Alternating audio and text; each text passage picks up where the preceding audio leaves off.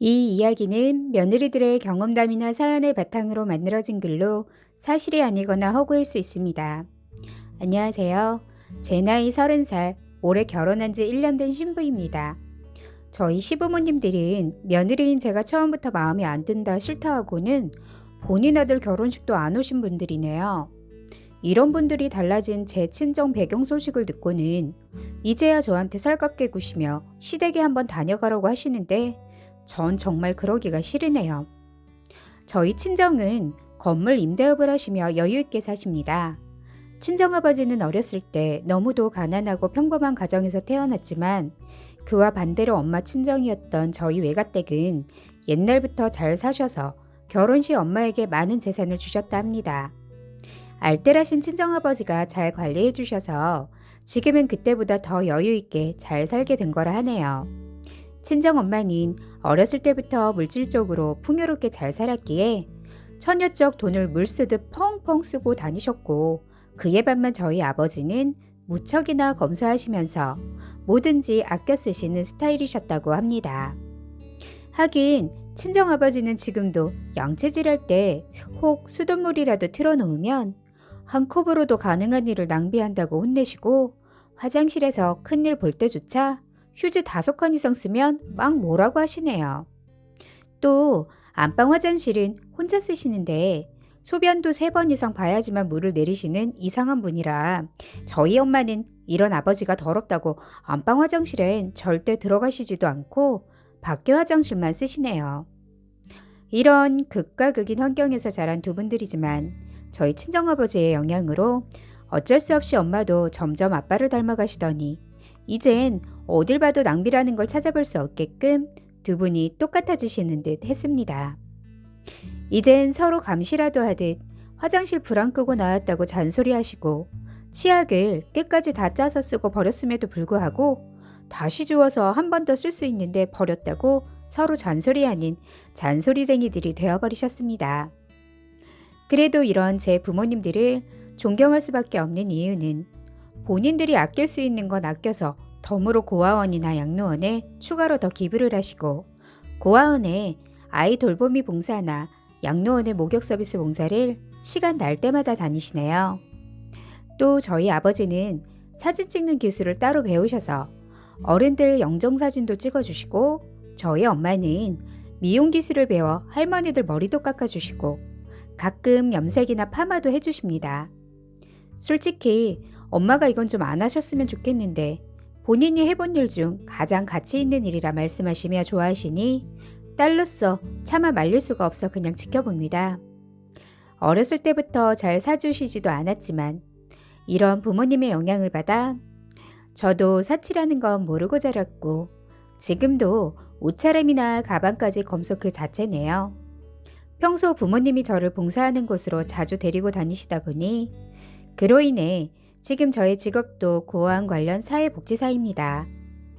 거기서 봉사오는 저희 남편을 처음 만나게 되었는데 수려한 외모에 첫눈에 반했고 또 자상한 성격과 천사 같은 마음씨를 지녔으니 어찌 그런 남자를 좋아하지 않을 수 있나요? 그러나 저에겐 다 가진 것 같아도 한 가지 못 가진 게 있다면 제 외모네요. 저희 남편 총각된 지나가는 사람의 시선들을 집중시킬 만큼 잘생긴 얼굴과 큰 키를 가졌지만 반대로 전 키도 작고 얼굴도 못생겼습니다. 이런 말까진 싫지만 지나다니는 사람들이 여자가 돈 많이 버나 보네. 저런 멋진 남자 데리고 다니는 거 보니 이런 소리도 몇 번 들었네요. 그러나 전 처녀적 단 한 번도 저희 남편에게 제 친정 상황을 이렇다 저렇다 공개한 적 없었고 제 생김새나 외모를 보다시피 돈이 많아 보이는 집딸 같지도 않으니 전혀 그런 쪽으로는 의심조차 못했을 겁니다. 이런 저를 순수하고 진정한 마음으로 사랑해준 게 저희 남편이고 결혼 당시 결혼식도 저희 친척이 서울 한복판 호텔을 빌려주셔서 했는데 그때도 운 좋게 빌렸다 둘러대며 배경에 대해선 아무 말도 안 했습니다. 그리고 결혼해서 신혼 초까지만 해도 제 남편은 사회복지사인 제 월급이 매달 200만 원뿐 그 외에 가진 게 아무것도 없는 줄 알았네요.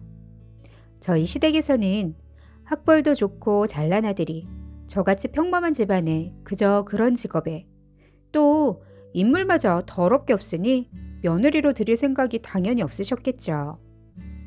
그래서 상견례도 거절하셔서 못했고 끝까지 결혼을 반대하셔서 저희끼리 결혼하게 된 거네요. 처음엔 시댁서 결혼을 죽기 살기로 반대할 때 저희 집 배경이라도 이야기해서 점수 좀 딸까 싶었는데 저희 친정 부모님들께서 아무런 티도 내지 말라며 강력히 반대하셨었습니다. 저를 있는 대로 순수하게 받아주는 곳이 진짜 가족이라 하셨고 저희 남편이 저를 얼마나 사랑하고 지켜줄 수 있는지를 보겠다며 그 당시 딸의 인생을 두고 큰 모험을 거신 거였습니다. 저희 부모님은 저를 시집 보내고 싶어 하지 않으셨고 평생 데리고 살고 싶다 항상 말씀하셨습니다. 저 솔직히 지금도 섬찟한 게 까딱하면 제 남편을 잃고 평생 저희 친정 부모님 모시고 살 뻔한 생각만 하면 아직도 가슴이 진정이 안 되네요. 제가 외동딸이기도 하지만 우리 부모님들 눈에는 마냥 이쁘며 사랑스럽고 누구 주기 아까운 그런 대단한 인물로 보시거든요. 결혼할 때 저희 엄마가 저희 남편에게 비싼 맞춤 정장을 한 벌 맞춰주셨고 또 동네 아줌마들의 입소문으로 평생 알지도 못했던 구찌 명품 매장에 가서 양복 2벌, 벨트, 지갑, 가방, 신발에 양말자까지 세트로 쫙 맞춰다 저희 남편에게 선물이라고 1,000만 원 가까이 하는 것들을 사 오셨었습니다. 제 평생 10만 원 넘는 건 비싸서 사 주시지도 않던 분이었는데 생애 첫 사위이자 마지막이 될 딸의 남편이 들어오니 돈 쓰는 스케일이 너무도 틀려지셨더라고요.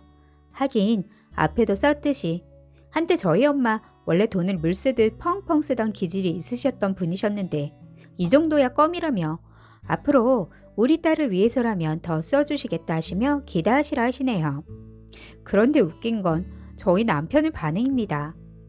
저희 엄마가 사주신 명품을 남편 앞에 가져다 줬더니 한참을 가만히 보더니 누구야 장모님한테 굳이 이렇게 남들 이목 끄는 모조품 안 사주셔도 된다고 해줘.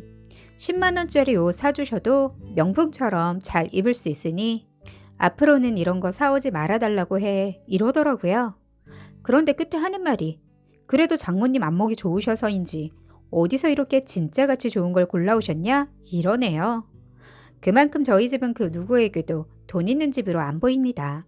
하긴 저희 남편 저희 집에 인사 처음 왔을 때도 엄마가 음식을 잔뜩 해서 접시에 가득 담아내니 아버지는 남으면 다 버린다고 조금만 꺼내라 잔소리 하셨고 또 사위 온다 엄마가 보일러 바닥 따끈하게 확 틀어놨더니 아버지가 또 아끼라고 뭐라 잔소리 하시며 온도를 내리셨는데 이런 상황을 본 저희 남편 더 보태주고 싶지 누가 잘 사는 집이냐고 의심을 하겠습니까? 신혼집도 저희 빌라 건물 맨 꼭대기층에 계약을 해서 들어갔는데 이것도 남편에게 5천만 원 받고 제가 5천만 원 되겠다고 하며 저 혼자 아빠한테 가서 몰래 계약하고 왔습니다. 아빠 말씀은 사위가 저랑 하는 사랑이 진심인지 아직도 믿지를 못하겠다며 아무 말 말고 그냥 이대로 더 지내보자 하더라고요. 이렇게 비밀리에 다 진행했는데 결혼하고 한결같은 저희 남편 태도가 너무 이쁘니 저희 엄마가 예전 버릇이 나오기 시작하셨습니다. 이거 저거 막 금전적으로 풀어제끼고 챙겨주시며 너무 티를 내시니 남편도 저희 집이 그냥 평범한 집안이 아니라는 걸 나중에서야 알게 되었습니다.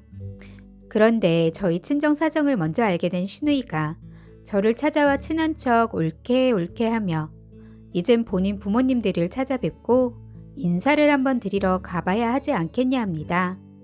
진작에 너의 친정 상황을 모두 이야기했으면 당신 부모님들도 어렵지 않게 결혼을 허락하며 더 쉽게 받아들이셨을 테고 이 지경까지 오지는 않았을 거라 안타까워하며 저를 오히려 원망하시더라고요.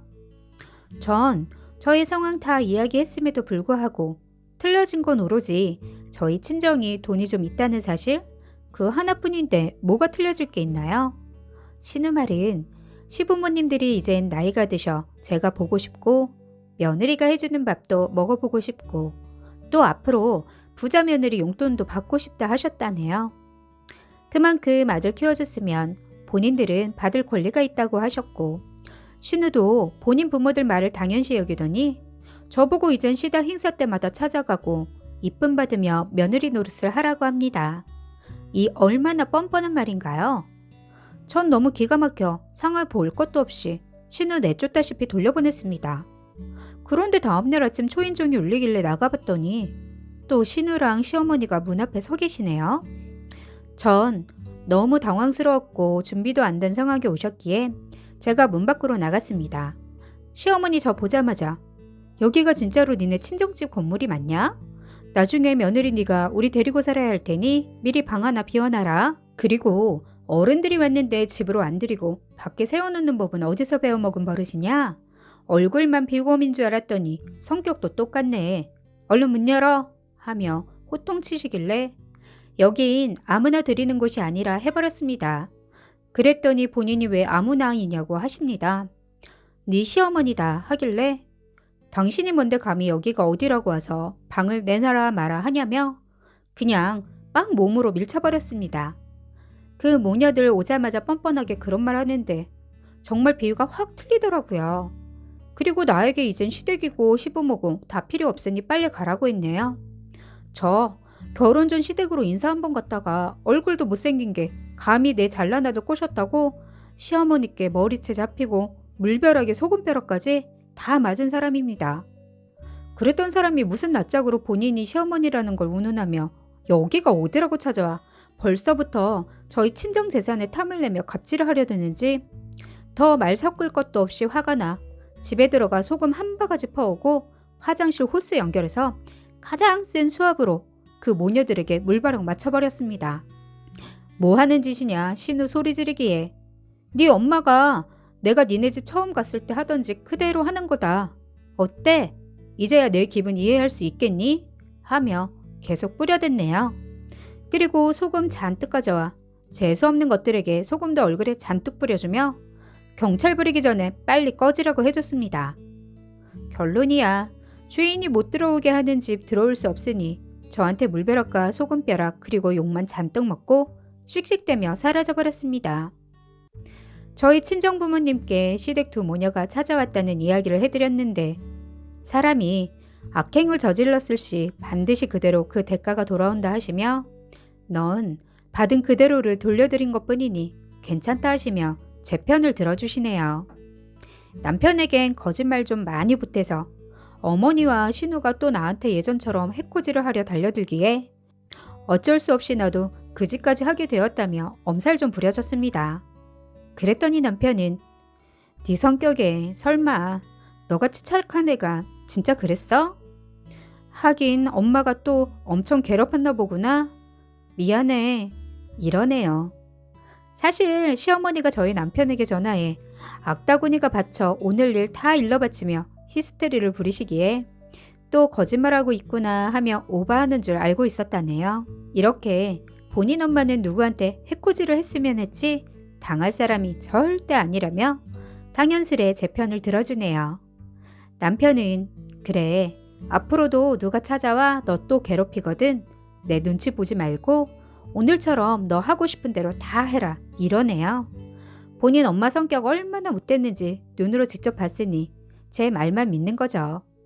착한 저 그들이 또 찾아오면 예전처럼 당하고만 있지 말고 오늘처럼 화끈하게 대해줘야겠다고 생각해 봅니다.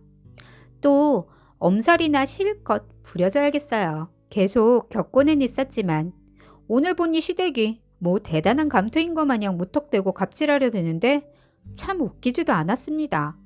새로 들어온 사람한테 잘해줄 생각은 않고 왜 본인들이 저한테 대우를 받으려 하는지 며느리가 무슨 몸종이라 생각하는 건지 생각할수록 참 기가 막히네요. 어쨌거나 저를 있는 그대로 사랑해주지 않고 인정해주지 않는 사람들과의 인연은 더 이상 이어나갈 생각 없고 연락하고 지낼 가치는 더더욱 없으니 전 이대로 저희 친정 부모님이랑 남편만 믿고 살아야겠다는 생각을 했습니다. 끝까지 들어주셔서 감사합니다.